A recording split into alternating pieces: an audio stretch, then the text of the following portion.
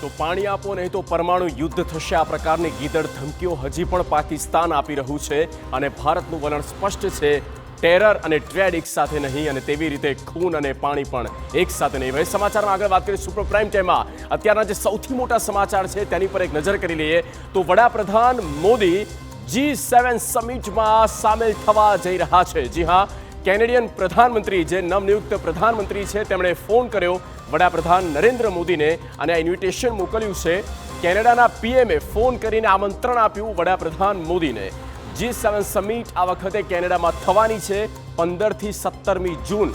આ 3 દિવસ દરમિયાન કેનેડામાં યોજાશે G7 સમિટ અને આ G7 સમિટ એ જ જે વિકસિત દેશો છે તેમનું આ સમૂહ છે અને તેમાં ભારત પણ હવે સામેલ થયું છે અને ભારતના વડાપ્રધાન નરેન્દ્ર મોદીને ફોન કરીને તેમને ઇન્વિટેશન કેનેડાના જે નવનિયુક્ત વડાપ્રધાન છે તેમના દ્વારા આપવામાં આવ્યું છે.